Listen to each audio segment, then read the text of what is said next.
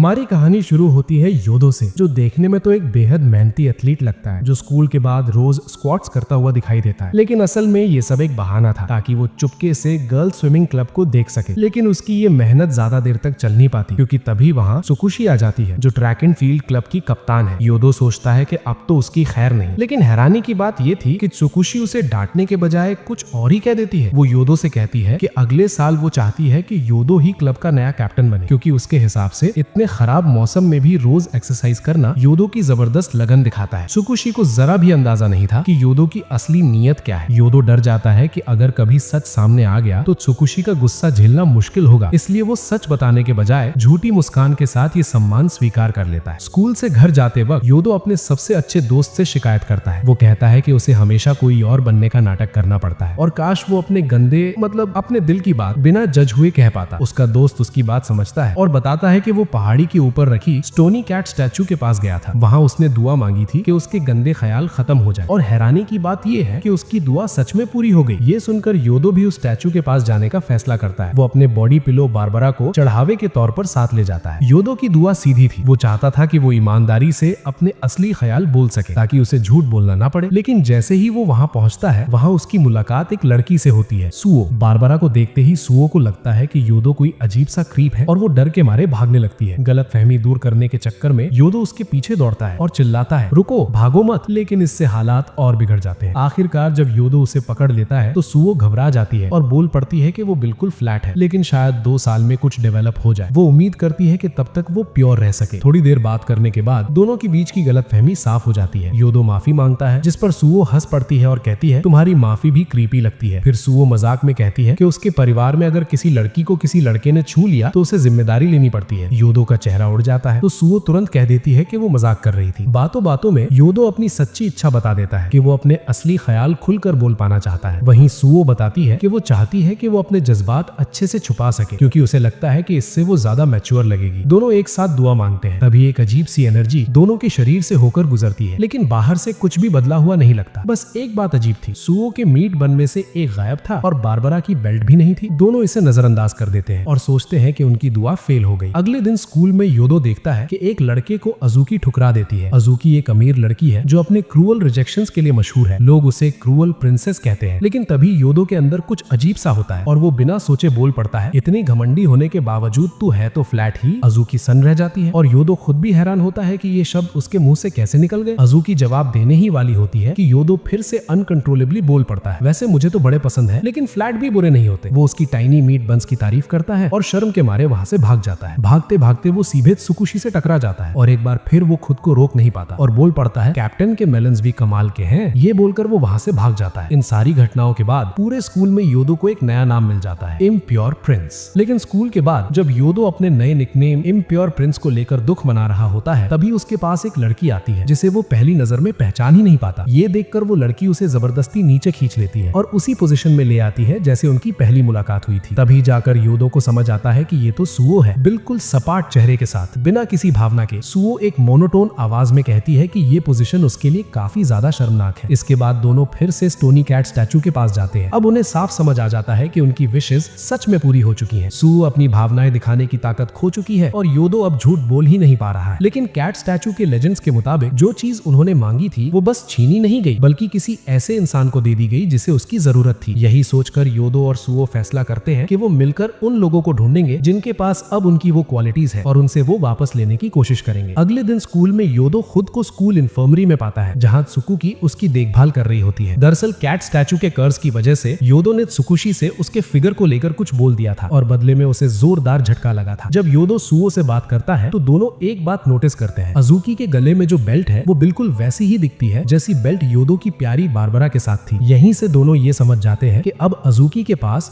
योदो की झूठ बोलने की ताकत है। अपनी एबिलिटी वापस पाने के लिए योदो सीधे अजुकी के पीछे पड़ जाता है और उससे मांग करता है कि वो जो उसने छीना है उसे वापस करे। इसके बाद योदो जानबूझकर अजुकी को उकसाना शुरू करता है ताकि वो अपनी झूठ बोलने की ताकत खुद ही छोड़ दे। वो उससे कहता है कि वो हमेशा के लिए उसके साथ रहना चाहता है और जब लगता है कि वो उसे किस करने वाला है, तभी वो अचानक चारों हाथ पैर टेक देता है और कहता है कि अब से वो उसका वफादार कुत्ता बन के रहेगा। अजुकी पूरी ताकत से इनकार करना चाहती है, उसे ठुकराना चाहती है, लेकिन तभी कैट स्टैचू का कर्स एक्टिव हो जाता है। मजबूर होकर अजुकी झूठ बोलती है और कह देती है कि उसे योदो को अपना कुत्ता बनाना अच्छा अच्छा लगेगा। ये सुनते ही पूरा स्कूल तालियां बजाने लगता है। इम्प्योर प्रिंस ने किसी तरह क्रूअल प्रिंसेस को जीत लिया था। दूर से ये सब देख रही सुओ बस इतना कहती है कि योदो वाकई में कितना बड़ा बेवकूफ है। अगले कुछ दिनों तक योदो सच में अजुकी के पीछे पीछे कुत्ते की तरह घूमता रहता है, हर जगह हर वक्त। उसका मकसद अब भी वही था, किसी तरह अजुकी को मजबूर करना कि वो अपनी झूठ बोलने की ताकत छोड़ दे। लेकिन जब ये तरीका काम नहीं आता तो योदो और सुओ एक एनिमल थीम्ड मेड कैफे में जाते हैं ताकि कोई नई स्ट्रैटेजी सोच सके। वहां पहुंचकर सुओ को निराशा होती है क्योंकि ये कोई डेट नहीं थी। योदो बस क्यूट कॉस्प्ले वाली लड़कियां देखना चाहता था। हैरानी की बात ये होती है कि उन्हीं लड़कियों में से एक अजुकी भी होती है। ये सब बस एक इत्तेफाक था, लेकिन फिर भी अजुकी और सुओ दोनों को लगता है कि योदो एक क्रीपी स्टॉकर है जो उसका पीछा करता हुआ यहाँ तक आ गया है। योदो थोड़ी देर अजुकी की क्यूट कॉस्प्ले को टीज करता है, जिसके बाद अजुकी शर्म के मारे वहाँ से भाग जाती है। योदो और सुओ फैसला करते हैं कि काम खत्म होने के बाद उससे बात करना बेहतर रहेगा। लेकिन तभी अचानक बारिश शुरू हो जाती है। दोनों एक लव होटल के सामने पानी से बचने के लिए रुक जाते हैं। ये जगह योदो के गंदे ख्याल और बढ़ा देती है और सुओ सोचने लगती है कि बाहर से देखने पर क्या वो दोनों एक रियल कपल लग रहे होंगे। हालांकि ये सोच उसे शर्मिंदा करती है, लेकिन वो शुक्रगुजार होती है कि कैट स्टैचू के कर्ज की वजह से वो अपनी फीलिंग्स दिखा नहीं सकती। थोड़ी देर बाद जब धूप निकल आती है तो दोनों की मुलाकात फिर से अजुकी से हो जाती है। इस बार वो कंस्ट्रक्शन साइट पर काम कर रही होती है। इस बार योदो सच में उसका पीछा करता है और जान जाता है कि अजुकी कई तरह के पार्ट टाइम जॉब्स करती है और कभी कभी स्कूल में ही सो जाती है। ये सब वो इसलिए कर रही थी ताकि ये झूठ बना रहे कि वो बहुत अमीर है। जब अजुकी योदो को स्टॉकिंग के लिए डांटती है तो योदो उसे समझाता है कि वो उसका पीछा नहीं कर रहा था, बस बिना उसकी मर्जी के बहुत पास रह रहा था। अचानक योदो उससे पूछ बैठता है कि क्या वो उसके साथ डेट पर चलेगी। सबको चौंकाते हुए अजुकी ये कहकर हाँ कर देती है कि मास्टर का फर्ज होता है अपने पेट का ख्याल रखना। अजुकी के जाते ही सुओ बाहर निकलती है। वो सब कुछ सुन रही थी। वो योदो से पूछती है कि आखिर वो क्रूअल प्रिंसेस को डेट पर क्यों ले जाना चाहता है, लेकिन योदो सुओ को भरोसा दिलाता है कि ये सब उसके प्लान का ही हिस्सा है। उसका मकसद बस इतना है कि अजुकी उसे उसकी झूठ बोलने वाली एबिलिटी वापस कर दे। हालांकि सुओ को उसकी ये सफाई ज्यादा जचती नहीं। जलन में आकर वो फैसला करती है कि वो उनकी डेट पर चोरी छुपे नजर रखेगी। डेट वाले दिन योदो अजुकी को शॉपिंग पर ले जाता है और वो भी सीधे शादी के कपड़ों की दुकान में। उसका मानना था कि अगर वो अजुकी को एक नॉर्मल और ऑनेस्ट जिंदगी की झलक दिखाएगा तो शायद उसका दिल बदल जाए। लेकिन जैसे ही अजुकी को शादी का ख्याल आता है वो घबरा जाती है। वो कहती है कि वो शादी के लिए तो क्या, उससे पहले की किसी चीज के लिए भी रेडी नहीं है। इस पर योदो पूरे कॉन्फिडेंस के साथ बोल देता है कि वो जिम्मेदारी लेने को तैयार है और अगला ही पल अजुकी की मुक्के से योदो का पेट अंदर बाहर हो जाता है। अब योदो का प्लान उतना ही कुचला हुआ था जितनी उसकी हालात बिगड़ते देख सुओ बीच में कूद पड़ती है और बात इतनी बढ़ जाती है कि दोनों लड़कियां इम्प्योर प्रिंस के लिए आपस में भिड़ जाती हैं। आखिरकार तीनों फैसला करते हैं कि डेट को थोड़ा नॉर्मल बनाया जाए और सब मिलकर आर्केड चले। वहां सुओ अपने स्किल्स दिखा देती है। वो आसानी से अजुकी के लिए एक स्टफ्ड टर्टल जीत लेती है और ड्रम गेम पर इतना जोरदार परफॉर्मेंस देती है कि भीड़ जमा हो जाती है। सब कुछ ठीक चल रहा था, लेकिन तभी योदो दोस्तों की बात छेड़ देता है। ये सुनते ही अजुकी थोड़ा उदास हो जाती है। वो कहती है कि उसके कोई सच्चे दोस्त ही नहीं है। ये कहकर वो रेस्टरूम चली जाती है। कुछ ही देर बाद वहां सुकुशी आ जाती है, ट्रैक एंड फील्ड क्लब की कैप्टन। और हैरानी की बात ये कि उसके साथ उसकी बड़ी बहन सुको भी होती है। वो गुस्से में पूछती है कि योदो सुओ के साथ डेट पर क्या कर रहा है। कैप्टन के गुस्से से बचने के लिए योदो और सुओ तुरंत वहां से भाग निकलते हैं। जब अजुकी रेस्टरूम से लौटती है तो देखती है कि उसे अकेला छोड़ दिया गया है। लेकिन थोड़ी देर बाद तीनों वापस आते हैं और देखते हैं कि अजुकी को उसके पुराने स्कूल की दो लड़कियां आर्केड में अकेला होने पर ताने मार रही हैं। लड़कियां चली जाती हैं और योदो अजुकी के पास जाने की कोशिश करता है, लेकिन अजुकी का रवैया ठंडा हो जाता है। उसे लगता है कि ये पूरी डेट सिर्फ उसका मजाक उड़ाने के लिए थी। वो गुस्से और दुख में उन्हें कहती है कि उससे फिर कभी बात ना करे और रोती हुई वहां से भाग जाती है। अगले दिन योदो अजुकी के अपार्टमेंट पहुंचता है ताकि माफी मांग सके और गलतफहमी दूर कर सके, लेकिन अजुकी दरवाजा तक नहीं खोलती। बेबस होकर योदो सीधा उसके कमरे में घुस जाता है और उसे जबरदस्ती बाहर खींच लाता है। हैरानी की बात यह है कि अजुकी की माँ इस सब पर बस ताली बजाती है और कहती है मजे से घुमाना। गाड़ी में योदो अजुकी से कहता है कि उसे सबको दूर भगाने की जरूरत नहीं है, ना ही उसे अमीर होने का नाटक करना चाहिए। वो उसे भरोसा दिलाता है कि वो पहले से ही बहुत क्यूट है और अगर वो नेचुरल रहेगी तो लोग अपने आप उसे पसंद करने लगेंगे। योदो अजुकी को गोद में उठाकर पहाड़ी की तरफ ले जाता है जहाँ स्टोनी कैट स्टैचू है। रास्ते में अजुकी उससे पूछती है कि अगर वो अपने असली रूप में रहे तो क्या योदो उससे प्यार करेगा। योदो बिना घुमाए सीधा जवाब देता है कि वो उसे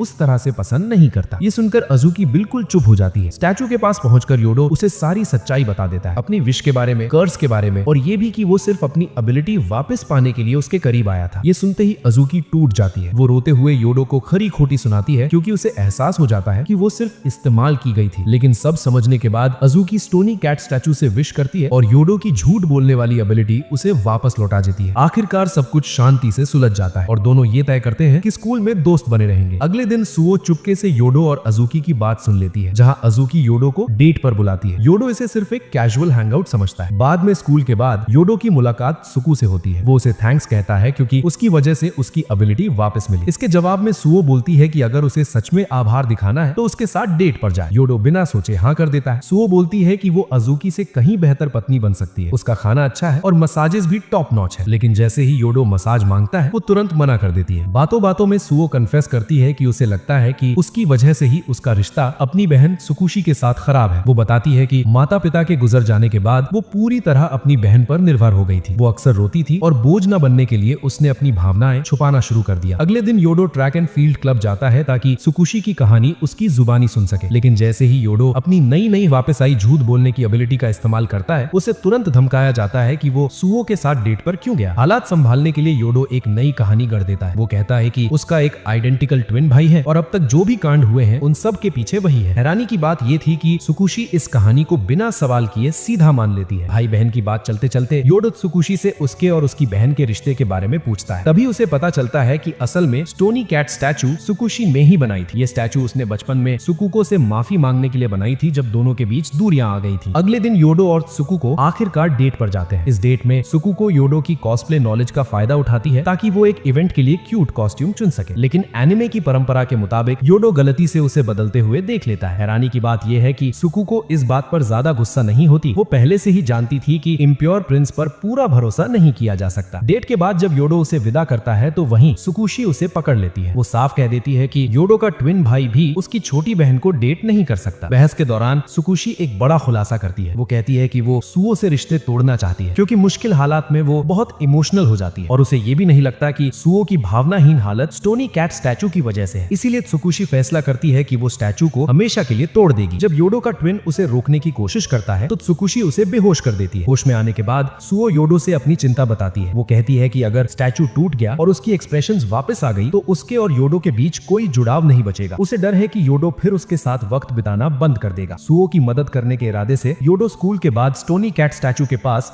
सुकुशी से मिलता है। वहाँ वो विश करता है कि स्टोनी कैट उसके भागने की आदत छीन ले और बदले में वो अपना अंडरवेयर चढ़ा देता है। अब पूरी तरह डटे रहने के इरादे से योडो ऐलान करता है कि वो सुओ से छोटी बहन की तरह प्यार करता है और उससे ज्यादा जितना सुकुशी कभी नहीं कर पाई। ये सुनकर सुकुशी उसे पीटना शुरू कर देती है, लेकिन शुक्र है कि योडो के पास अब अंडरवेयर बचा ही नहीं था। तभी सुओ सामने आती है और लड़ाई रुकवाती है। इसके बाद सुकुशी सच कबूल करती है। वो कहती है कि वो सुकुको से प्यार करती है, लेकिन बहन वाले नहीं बल्कि रोमांटिक तरीके से। वो चाहती है कि दोनों रिश्ते तोड़कर मैसेच्यूसेट्स जाकर शादी करें, लेकिन सुओ उसके इस सपने पर पानी फेर देती है। इसके बाद सुकुशी स्टोनी कैट स्टैचू को पुकारती है। स्टैचू वापस देता है वो मीट बन जिसमें सुकुको की एक्सप्रेशंस थी, लेकिन सुकुको उसे खुद रखने के बजाय सुकुशी को दे देती है ताकि वो फिर से बचपन की तरह मुस्कुरा सके। कुछ समय बाद समर वेकेशन शुरू हो जाती है। स्टोनी कैट की पावर्स अब खत्म हो चुकी हैं और सब कुछ काफी समय से नॉर्मल चल रहा था, लेकिन योडो हैरान होता है कि सुओ इन दिनों उससे काफी ठंडी ठंडी रहती है और उससे भी ज्यादा झटका तब लगता है जब उसे पता चलता है कि उसका घर अचानक गायब हो गया है। इधर अजुकी छुट्टियां मना रही है उन लड़कियों के साथ जो पहले उसे बुली करती थी। ये सब योडो की कोशिश से हुआ था ताकि वो सब आपस में पैच अप कर सके। जब योडो अपने घर की तलाश में सुओ की मदद लेता है तो अजुकी नाराज हो जाती है क्योंकि उसे लगा था कि योडो भी ट्रिप पर आएगा। घर की तलाश में योडो और सुओ ज्यादा कुछ पता नहीं लगा पाते और तभी अचानक बारिश शुरू हो जाती है। सुओ योडो को अपने घर रात रुकने का न्योता देती है। इम्प्योर प्रिंस इस ऑफर को खुशी खुशी मान लेता है। नहाने के बाद जब योडो गंदे ख्यालों में खोया होता है तो वो गलती से लड़कियों से टकरा जाता है। सुकुशी इस देखकर पूरी तरह घबरा जाती है, जबकि सुकुको बस अपनी क्यूरियोसिटी शांत करने में लगी रहती है। सजा के तौर पर सुकुशी योडो को फुटॉन में लपेट देती है, लेकिन सच ये है कि योडो को अपनी डम्मी मम्मी के नीचे दबना काफी पसंद आ रहा था जब तक कि उसे असली सजा नहीं मिल जाती। लेकिन उसी रात जब सुकुशी गहरी नींद में योडो के ऊपर सो रही होती है, योडो चुपचाप फ्यूटॉन से निकलने की कोशिश करता है, लेकिन सोती हुई सुकुशी उसे कसकर पकड़ लेती है और नींद में ही बड़बड़ाती है कि उसे डर है कहीं सुकुको आजाद होकर उसे छोड़ न दे। ये सुनकर योडो चुप हो जाता है। थोड़ी देर बाद वो चुपचाप उठकर लड़कियों के घर में टहलने निकल जाता है। तभी अचानक उसे एक स्टोरेज रूम मिल जाता है। अंदर जाते ही योडो चौंक जाता है। वहाँ उसके बहुत से सामान पड़े होते हैं जो पहले उसके घर में थे, उस घर में जो अब गायब हो चुका है। और सबसे हैरानी की बात, वहाँ एक बहुत बड़ी स्टोनी कैट स्टैचू भी होती है। कुछ देर बाद जब सुओ उसे स्टोरेज रूम में सोया हुआ पाती है तो योडो उसे सब बताता है। वो कहता है कि ये स्टोरेज रूम बिल्कुल उसके पुराने घर जैसा है और उसे पूरा शक है कि इस सब के पीछे कैट स्टैचू का हाथ है। अगले दिन ट्रेनिंग सेशन के दौरान योडो सुकुशी से उस कैट स्टैचू के बारे में पूछता है। तभी उसे पता चलता है कि वो स्टैचू असल में एक भगवान है जिसकी पूजा सुकुशी का परिवार करता है। उसी रात जब योडो फिर से स्टोरेज रूम में होता है तभी अजुकी उसे कॉल करती है। वो शिकायत करती है कि ट्रिप के दौरान योदो ने उसे एक बार भी फोन नहीं किया और ताना मारती है कि क्या एक भोला सा इम्प्योर प्रिंस भी उसे स्विमसूट में देखना नहीं चाहता। इसके जवाब में योदो साफ बोल देता है कि वो तो जरूर अजुकी को स्विमसूट में देखना चाहेगा। और तभी जैसे आसमान से गिफ्ट गिरा हो, अजुकी सीधा योदो के ऊपर आ गिरती है। घबराहट और कंफ्यूजन के बाद दोनों को एहसास होता है कि ये जायंट कैट स्टैचू विशेस पूरी कर सकती है। लेकिन जब अजुकी मजाक में विश करती है कि योदो उसका पेट गुदगुदाए तो उसे तुरंत समझ आ जाता है कि ये स्टैचू विशेस को अजीब तरीके से पूरा करती है। वो जल्दी से अपनी विश कैंसिल कर देती है, इससे पहले कि योदो कोई ऐसी हद पार कर दे जिससे वापस आना मुश्किल हो। उसी शाम लड़कियों के साथ डिनर के बाद योदो सुकुशी को सारी बात बता देता है। वो कहता है कि शायद उसी कैट गॉड की वजह से उसका घर गायब हुआ था। ये सुनते ही सुओ को गिल्ट महसूस होता है। वो माफी मांगती है और बताती है कि उसने सिर्फ ये विश की थी कि वो योदो के साथ रह सके। लेकिन उसी रात जब योदो सुओ की बातों के बारे में सोच रहा होता है, तभी सुकुशी कमरे में घुस आती है। वो योदो को सिड्यूस करने की कोशिश करती है ताकि वो सुकुको से दूर रहे। सुकुशी को डर है कि योदो का ट्विन सुकुको को उससे छीन लेगा और वो अकेली रह जाएगी। गुस्से और भावनाओं में सुकुशी बोल पड़ती है कि काश पूरी दुनिया ही टूट जाए, और अगले ही पल कैट गॉड उसकी विश पूरी कर देता है। पूरा बिल्डिंग तहस नहस हो जाता है। मलबे के बीच योदो सुकुशी के ऊपर गिरा होता है और घबराई हुई सुकुशी उससे धीरे रहने की गुजारिश करती है। फिर सुकुशी अपनी विश वापस ले लेती है और स्टोरेज रूम फिर से नॉर्मल हो जाता है। लेकिन तूफान हर मिनट और तेज होता जा रहा था, इसलिए सब लोग जरूरी सामान ऊपर के फ्लोर पर रखने लगते हैं। इसी दौरान उन्हें एक कमरा मिलता है जहाँ सुकुशी ने अपनी बहन की तस्वीरें अजीब तरीके से संभाल कर रखी होती है। सुओ को इस कमरे के बारे में कुछ भी नहीं पता था। गुस्से में वो तस्वीरें फाड़ देती है। इसके बावजूद तूफान और तेज हो जाता है। योदो समझ जाता है कि ये किसी और की विश का असर है। जब दोनों को थोड़ा अकेले में बात करने का मौका मिलता है तो योदो सुओ से सामना करता है। तभी सुओ उससे एक अजीब सी रिक्वेस्ट करती है। वो चाहती है कि योदो उसका रियल भाई बन जाए ताकि वो हमेशा साथ रह सके। योदो ईमानदारी से मना कर देता है और इसके साथ ही तूफान और भयानक हो जाता है। सुओ मानती है कि अगर वो फैमिली से जुड़ी नहीं होगी तो योदो एक दिन उसे छोड़ देगा, लेकिन योदो उसे भरोसा दिलाता है कि वो हमेशा साथ रहेंगे, फैमिली हो या ना हो। आखिरकार सुओ मान जाती है और चीजें पहले जैसी करने को तैयार हो जाती है और उसी पल तूफान थम जाता है। कुछ समय बाद जब सब लोग स्कूल फेस्टिवल की प्लानिंग कर रहे होते हैं, तभी योदो और सुओ की मुलाकात एक गुलाबी बालों वाली लड़की से होती है, एमी। एमी योदो से जरूरत से ज्यादा चिपकी रहती है, जिससे सुओ को काफी जलन होती है। बातों बातों में उन्हें पता चलता है कि एमी असल में योदो के बेस्ट फ्रेंड पोंडा की छोटी बहन है। पोंडा योदो से कहता है कि वो एमी को स्कूल का टूर करा दे। योदो बिना ज्यादा सोचे हाँ कह देता है। स्कूल घूमते हुए एमी को पता चलता है कि योदो को सब इम्प्योर प्रिंस कहते हैं। ये सुनते ही एमी अपने छोटे से कैट स्टैचू से विश करती है कि योदो पॉपुलर बन जाए और स्कूल ज्यादा मजेदार हो जाए। उसकी विश का असर ये होता है कि पूरा स्कूल एंशिएंट रोम जैसा बन जाता है। लड़कियां स्विम सूट जैसे यूनिफॉर्म्स पहन लेती हैं और योदो को प्रिंस कहकर बुलाने लगती हैं। लेकिन जहां बाकी सब लोग इस नई रियलिटी को बिल्कुल नॉर्मल मान रहे थे, वहीं सुओ यो के इम्प्योर ख्यालों को ही इस विश की वजह मानती है और योदो से तुरंत इसे कैंसिल करने को कहती है। लेकिन योदो साफ मना कर देता है। वो कहता है कि उसने ऐसा कोई विश नहीं किया था। उसी दिन बाद में सबको हैरान करते हुए सुकुशी योदो के साइड में खड़ी हो जाती है। वो फैसला करती है कि वो योदो की इनोसेंस प्रूव करने में उसकी मदद करेगी ताकि यो के ट्विन ब्रदर के सामने अपनी अच्छी साइड दिखा सके। इसके बाद दोनों योदो के घर जाते हैं। लेकिन जैसे ही सुकुशी यो के ट्विन की फोटोज देखती है, योदो को अचानक एक बड़ी बात याद आती है। उसे एहसास होता है कि पोंडा की कभी कोई छोटी बहन नहीं थी और उसका जो पेट रैबिट था असल में उसी का नाम एमी था। अगले दिन स्कूल जाते वक्त योदो की मुलाकात पॉन से होती है, जो उसे बताता है कि उसका रैबिट गायब हो गया है। स्कूल पहुंचकर सुकुशी योदो से मदद मांगती है ताकि पोंडा के खोए हुए रैबिट को ढूंढा जा सके, क्योंकि हाल के दिनों में सुकुको योदो से कुछ ठंडी ठंडी सी रहने लगी थी और भले ही वो उसकी पहली चॉइस ना हो, लेकिन अजुकी फिर भी अपने प्यारे इम्प्योर प्रिंस के साथ थोड़ा अकेला टाइम बिताने के लिए तैयार हो जाती है। उसी रात पोंडा योदो को कॉल करके बताता है कि अजुकी की मदद से उसका रैबिट मिल गया है। वो ये भी बताता है कि एमी और योदो हमेशा से बहुत क्लोज रहे हैं। लेकिन ये सब सुनकर योदो और ज्यादा कंफ्यूज हो जाता है, क्योंकि उसे ऐसी किसी भी याद का नामो निशान नहीं था। अगली सुबह जब एमी उसके केयरलेस विशेस के बारे में सवाल करती है तो एमी गुस्से में योदो की बुराई करती है, अपनी सारी विशेस कैंसिल करती है और जाते जाते उसके चेहरे पर पत्थर मार देती है। लेकिन उसी दिन बाद में योदो नोटिस करता है कि एमी की सारी विशेस पूरी तरह खत्म नहीं हुई थी। स्कूल के कुछ हिस्से अब भी इटालियन स्टाइल में दिख रहे थे। तभी योदो देखता है कि एमी स्कूल की टावर से कूदने वाली है। अजुकी योदो को बताती है कि टावर के टॉप तक कैसे पहुंचना है और उसे जाते हुए हल्की सी मुस्कान देती है। जब योदो एमी तक पहुंचता है और उससे बात करता है तो उसे पता चलता है कि एमी उससे नाराज है क्योंकि उसने उसे पूरी तरह भुला दिया था। एमी सोचने लगती है कि क्या वो अकेली है जिसे योदो भूल चुका है। जब एमी अपनी पहली मुलाकात की कहानी सुनाती है तो योदो को थोड़ी थोड़ी याद आने लगती है, लेकिन तभी उनकी बातचीत में अजुकी दखल देती है और यही योदो को महसूस होता है कि उसकी आवाज बिल्कुल अजुकी जैसी नहीं लग रही। सच्चाई सामने आती है, असल में कैट गॉड अजुकी के शरीर में आ चुका था। कैट गॉड बताता है कि शुरुआत से ही ये सब असल में योदो का ही विश था। स्कूल को इटालियन बनाने की चाह में योदो ने अनजाने में एमी को एक टूल की तरह क्रिएट कर लिया था। ये सुनकर एमी गुस्से में कहती है कि वो कैट गॉड को हेल भेजना चाहती है, लेकिन कैट गॉड बताता है कि ऐसा करने पर अजुकी का शरीर भी उसके साथ चला जाएगा। वो योदो को एक ऑप्शन देता है, अगर योदो अपनी विशेस कैंसिल करता है तो अजुकी बच जाएगी, लेकिन इसके बदले उसे एमी को हमेशा के लिए अलविदा कहना पड़ेगा। दोनों को खोने से इनकार करते हुए इम्प्योर प्रिंस एक डेस्परेट कदम उठाता है। वो क्रूअल प्रिंसेस को जबरदस्ती किस कर देता है ताकि वो खुद पर कंट्रोल पा सके, और हैरानी की बात ये थी कि ये तरीका काम कर जाता है। कैट गॉड का असर खत्म हो जाता है, योदो की विश कैंसिल हो जाती है और एमी भी बच जाती है। सब कुछ नॉर्मल लगने लगता है, लेकिन अगले दिन स्कूल में अजुकी खुलकर योदो से प्यार जताने लगती है और परेशानी यही खत्म नहीं होती। स्कूल के बाद योदो अपने कमरे में सुओ को देखता है जो गुस्से में बारबरा को बार बार चाकू घोंप रही होती है, फिर बॉडी पिलो के अंदर छिप जाती है। योदो उसे टीज करता है, जिसके जवाब में सुओ उसके चेहरे पर लात मार देती है। जाते जाते सुकु को ये भी कहती है कि उसे जलन होती है योदो के इतनी सारी लड़कियों के करीब होने से। वो चाहती है कि योदो सिर्फ उसी का हो। कुछ वक्त बाद योदो अपने दिल की बात समझता है और सुओ से ऑनेस्टली बात करने का फैसला करता है। वो कहता है कि वो हमेशा उसके साथ रहना चाहता है। ये सुनकर सुओ खुश हो जाती है और उसे अपने पास बैठने देती है। जब योदो फिर से अपने जज्बात कंफर्म करता है तो दोनों आखिरकार एक दूसरे की फीलिंग्स समझ लेते हैं। कुछ दिनों बाद पूरा ग्रुप अम्यूजमेंट पार्क जाने का प्लान बनाता है। योदो और उसकी सारी गर्ल्स दिन भर राइड्स का मजा लेती हैं। भले ही सुओ अब भी योदो को शेयर करने में जेलस हो, लेकिन दिन के अंत तक ये साफ हो जाता है कि वो ही उसकी नंबर 1 है। तो दोस्तों, thanks for watching this video, और याद रखना जो भी विश करो सोच समझ कर करना।